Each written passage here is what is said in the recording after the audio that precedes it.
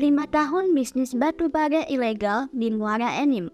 Bobi rugikan negara 557 miliar rupiah. Di Treskrimsus Polda Sumatera Selatan menangkap bos tambang batu bara Bobi Chandra, 33 tahun. Pelaku kasus tindak pidana ilegal mining ini ditangkap di Jakarta atas perbuatan yang diperkirakan merugikan negara sebesar sekitar 557 miliar. Dari bisnis tambang batu bara ilegal tersebut, Bobi setidaknya memiliki sejumlah aset tanah dan rumah, berbagai mobil mewah, serta motor sport diduga hasil tindak pidana pencucian uang (TPPU). Direktur Reserse Kriminal Khusus Direskrimsus Polda Sumatera Selatan, Kombes Pol Bagus Surapratmo Oktobrianto mengatakan penyidik mengembangkan tindak pidana penambangan batu bara ilegal ke tindak pidana ilegal ke tindak pidana pencucian uang (TPPU) yang dijalankan tersangka. Mengatakan penyidik mengembangkan tindak pidana penambangan batu bara ilegal ke tindak pidana pencucian uang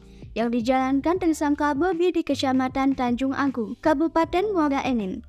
TPPU yang dikembangkan penyidik karena ditemukan tindak pidana asal dari penambangan batu bara ilegal yang dilakukan tersangka BC, kata Bagus di hadapan wartawan saat rilis Senin pada 21 Oktober 2024. Penyidik mencari keberadaan aset bergerak maupun yang tidak bergerak diduga dibeli Bobi Chandra dari hasil kejahatan tindak pidana penambangan batu bara ilegal sejak 2021 sampai dengan Agustus 2024.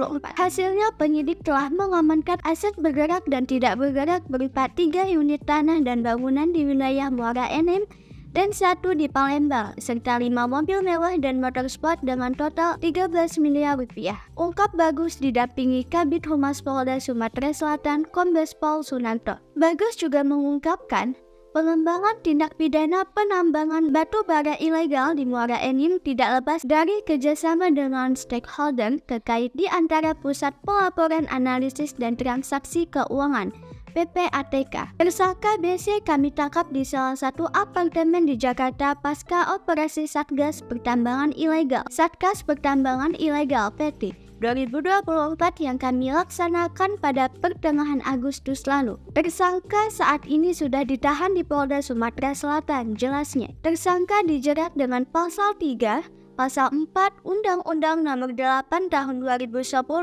tentang Pencegahan dan Pemberantasan Tindak Pidana Pencucian Uang (TPPU), Undang-Undang RI Nomor 3 Tahun 2020 tentang perubahan atas Undang-Undang Nomor 4 Tahun 2009 tentang pertambangan mineral dan batu bara, Pasal 3 Undang-Undang Nomor 8 Tahun 2010 tentang pencegahan dan pemberantasan tindak pidana pencucian uang dengan ancaman hukuman pidana penjara paling lama 20 tahun dan denda paling banyak 10 miliar dan Pasal 4 Undang-Undang Nomor 8 Tahun 2010 pencucian uang dengan ancaman hukum penjara paling lama 20 tahun dan denda paling banyak 5 miliar. Adapun barang bukti yang diamankan pihak kepolisian yakni 5 ton batu bara, 25 dokumen tambang, 2 surat keterangan, 4 dokumen gaji karyawan, 14 dokumen lainnya, 1 unit bulldozer, 3 ekskavator, 5